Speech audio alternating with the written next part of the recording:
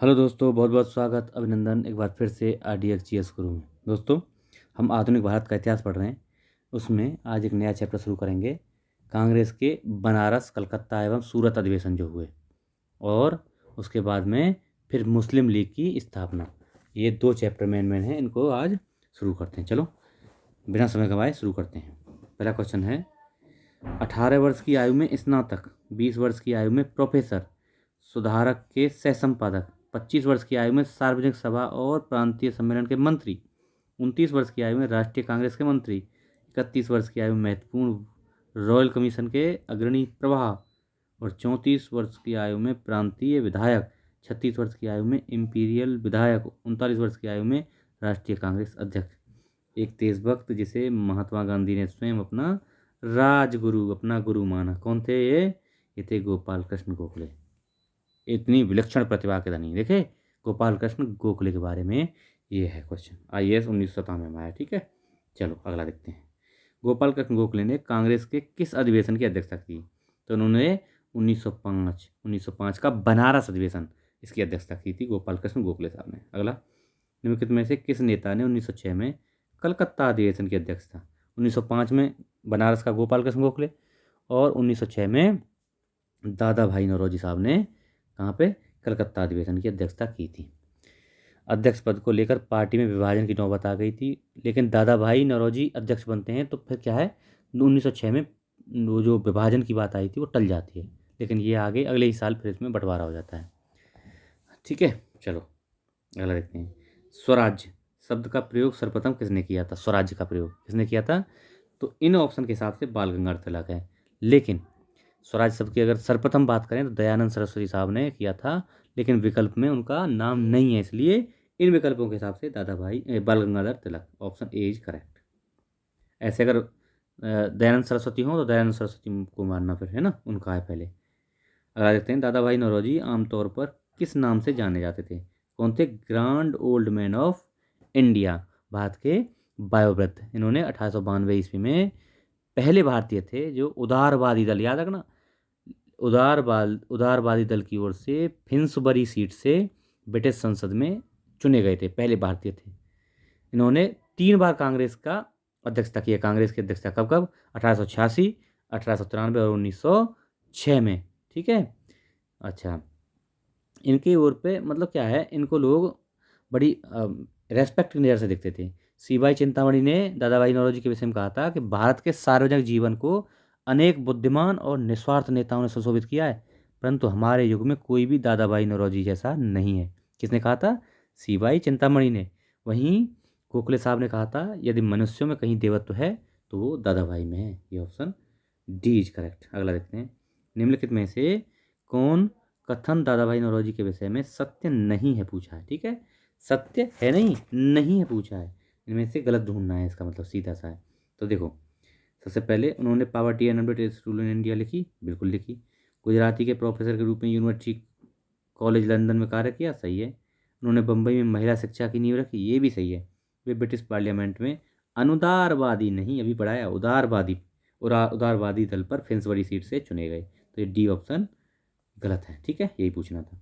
अगला, दादा भाई नौरोजी के विषय में निम्नलिखित में से कौन सा एक कथन असत्य है? ये भी असत्य बताना है, तो कौन सा है? देखो, वो पहले भारतीय थे जो एल्फिस्टन कॉलेज में बम्बई में गणित एवं भौतिकी के प्रोफेसर नियुक्त हुए, बिल्कुल सही है, पहला सही है। 1892 में उन्होंने ब्रिटिश पार्लियामेंट का एक सदस्य निर्वाचित किया गया, बिल्कुल राइट है। उन्होंने एक गुजराती पत्रिका रफ्तगुप्तार आरंभ किया, बिल्कुल राइट है। उन्होंने 4 बार नहीं भाई, 4 बार नहीं, 3 बार, 3 बार भारतीय राष्ट्रीय कांग्रेस का कब? 1886, 1893 और 1906।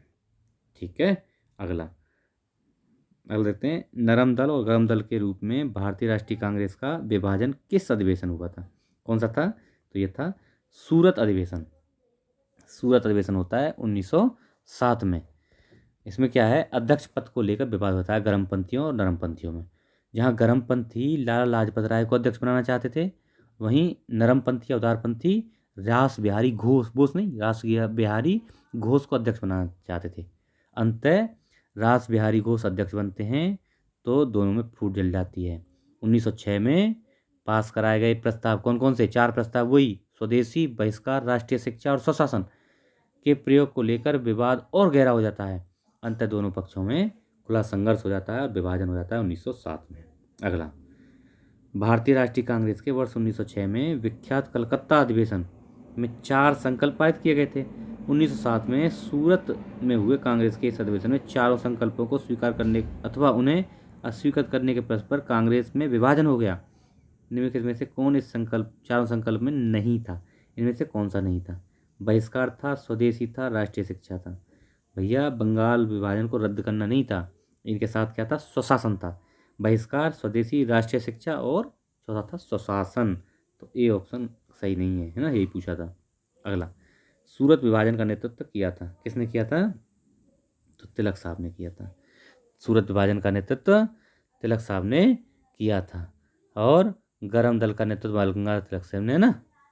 चलो अगला, 1907 में सूरत में भारतीय राष्ट्रीय कांग्रेस के विभाजन का मुख्य कारण क्या था? ये पूछा है। तो मुख्य कारण हमने अभी पढ़ लिया, क्या था? अंग्रेजी सरकार के साथ नरमपंथियों की वार्ता करने की क्षमता के बारे में चरमपंथियों का विश्वास कम था, अभाव था विश्वास का। ये उनका रीजन था, है ना। ऑप्शन देख लो, IAS 2016 में पूछा, लेटेस्ट है। Option B is correct. निम्नलिखित में से किसने ऑल इंडिया मुस्लिम लीग की स्थापना की थी? ऑल इंडिया, देखो अभी क्या है, हमारा ये कंप्लीट हो गया, अभी हम मुस्लिम लीग के बारे में पढ़ रहे हैं। तो मुस्लिम लीग की स्थापना किसने की थी? नवाब सलीमुल्लाह खान। कौन थे ये उस टाइम पे नवाब थे बंगाल के। तो ढाका में संपन्न अखिल भारतीय मुस्लिम शैक्षिक सम्मेलन all India Mohammedan educational centre के दौरान 1906 में एक समिति बुलाई गई। राजनीतिक संगठनों के संयोजकों ने ढाका के नवाब सलीमुल्लाह खान ने अखिल भारतीय मुस्लिम लीग के गठन का प्रस्ताव रखा और वकार उल मुल्क इसके पहले अध्यक्ष बनाए गए। आगे क्या हुआ? मोहसन उल मुल्क और वकार उल मुल्क संयुक्त रूप से संगठन का सचिव नियुक्त किया गया और लखनऊ में मुस्लिम लीग का पहला मुख्यालय बनाया गया लखनऊ में। ठीक है, देखो संस्थापक की बात करें तो 3 लोगों को संस्थापक के रूप में जाना जाता है मुस्लिम लीग के। उनमें सीनियरिटी रखना है, कैसे? सबसे पहले रखना है सलीमुल्लाह खान, अगर ऑप्शन में है तो। अगर सलीमुल्लाह खान नहीं है तब रखना है आगा खां को, और आगा खां भी ऑप्शन में नहीं है तो फिर रखना है मोहसिन उल मुल्क। सलीमुल्लाह, आगा खां, मोहसिन उल मुल्क, इनको सीनियरिटी में रखना है। ठीक है, अगला, 1907 में मुस्लिम लीग का वार्षिक अधिवेशन कहाँ हुआ था? तो देखो 1906 में बनी है, तो 1906 में तो कहाँ हुआ था? ढाका में हुआ था। और 1907 में कराची में हुआ था। 1906 में ढाका में, और इसका अगला ही अधिवेशन 1907 का कराची में। वही 1908 का कहाँ हुआ है? 1908 का भी याद रखना, अमृतसर में हुआ है। ठीक है, अमृतसर में 1908। अगला देखते हैं, निम्नलिखित कथनों पर विचार कीजिए। लीग ने कांग्रेस के मुस्लिम जनता के साथ मिलकर उद्देश्य पूर्ति में लगाने के अधिकार को मानने से मना कर दिया। सही है, बिल्कुल राइट है। वैसा अधिकार अकेली मुस्लिम लीग के पास था? नहीं भाई, ये गलत है, यानी ए सही और आर गलत। ए सही आर गलत, यानी ऑप्शन सी इज करेक्ट। क्या था?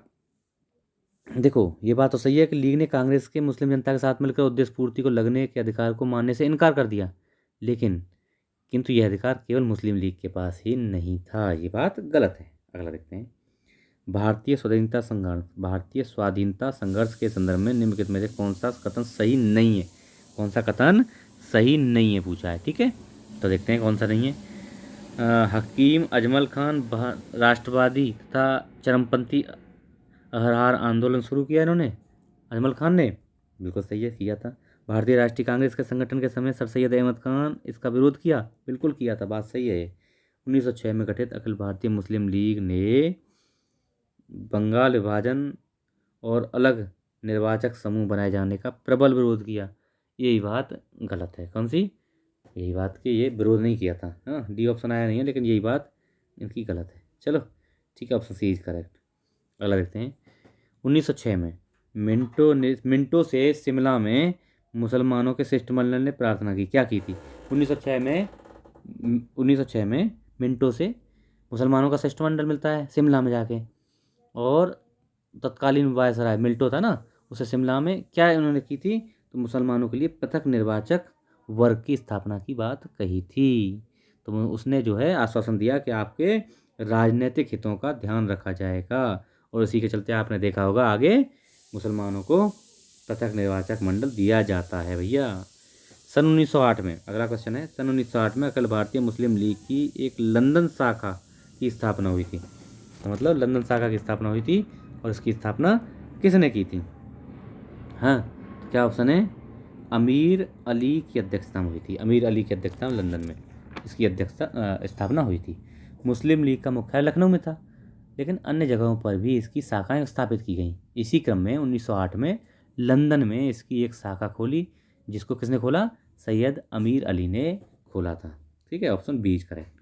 अगला, मुसलमान यदि खुश हैं और संतुष्ट हैं तो भारत में ब्रिटिश शक्ति का महत्तम बचाव होगा। ये किसने कहा था? किसने लिखा ये बात? ये लिखी थी डब्ल्यू हंटर ने। हंटर ने अपनी पुस्तक द इंडियन मुसलमान हंटर की क्या लिखा उसमें? उसमें लिखा, मुसलमान यदि खुश और संतुष्ट हैं तो भारत में ब्रिटिश शक्ति का महत्तम बचाव, सर्वोत्तम बचाव होगा। ये लिखा था हंटर ने। ठीक है, तो ये हमारे 2 लेक्चर खत्म हो गए। छोटे छोटे चैप्टर थे। आशा है आपको पसंद आएगा। आप लोग इसको शेयर करते रहिए, लोगों को बताइए। ठीक है, सब्सक्राइब भी थोड़ा करवाइए लोगों से, है ना। बताते रहिए लोगों को।